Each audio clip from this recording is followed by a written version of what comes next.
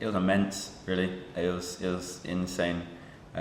Nothing. It's something like I've never felt before. It felt like my heart was going to explode, and I don't think I'll ever have that feeling again unless he goes to another Olympics and gets another gold.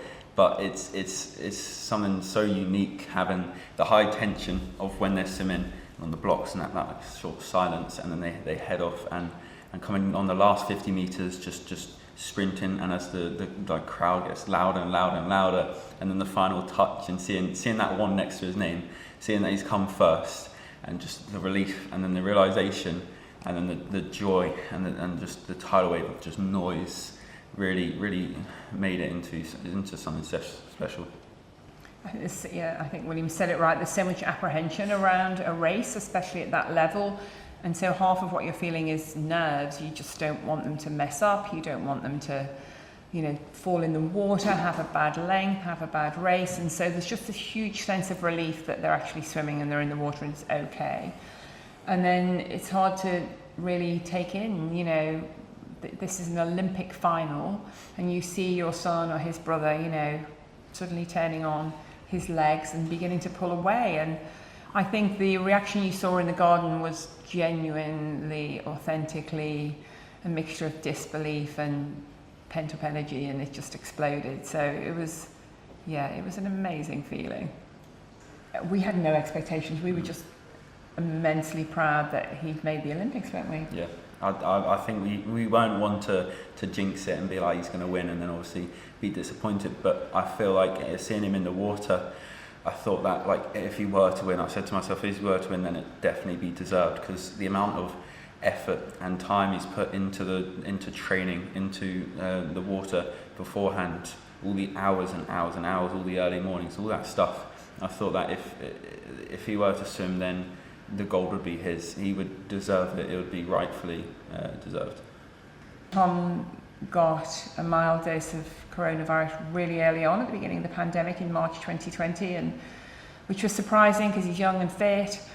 But he managed to deal with it much like he deal with tonsillitis and so on. And we were thinking, great, that's that out the way.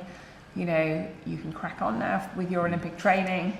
And then at Christmas, we all went down. We're like dominoes with corona, and he was one of the last to get it, and he was really bad that time, and it was right in the middle of the graft bit of his Olympic year, and he was so upset, and he said, "Mum, I can't believe it, having waited a year to get back in the water, and this has just knocked a hole in my schedule." But he waited till he got better, and he got back in, and he picked it up. I at least probably would have gone, even if all the other kids couldn't have come. And I've taken him to competitions around the world. I take all of them to all of their competitions around the country, and I've watched every one of his races, everyone. And to get to the biggest one of his life and not be able to be there, and we have a little ritual, and William and I have the same ritual in the pool, because William's a swimmer as well, where we make eye contact just on the blocks and give each other a thumbs up, and couldn't do that, couldn't hug him after the race, just had to say know that we're there in spirit, and we're giving you virtual thumbs up from the blocks. And doing that party for him was, we thought at least we can create a bit of a crowd, and he can see that people were interested, they put in the effort, they turned out for him, and that was huge. I think, that's, without realising it at the time, I think that's a really memorable piece of footage for him, and he's already seen it, and he absolutely loves it. I spoke to him later on this morning, and he just said, it hasn't sunk in, it feels like a dream, but he's still got the relay to do, so he had to keep his head in the game. So he said, I can't even talk now, I can't look at the messages, I feel like I'm asleep and I'm going to wake up and it won't have happened, but I've got to go to soft tissue massage, and then I've got to get back in the pool, train again, and get ready for the 4x200 relay.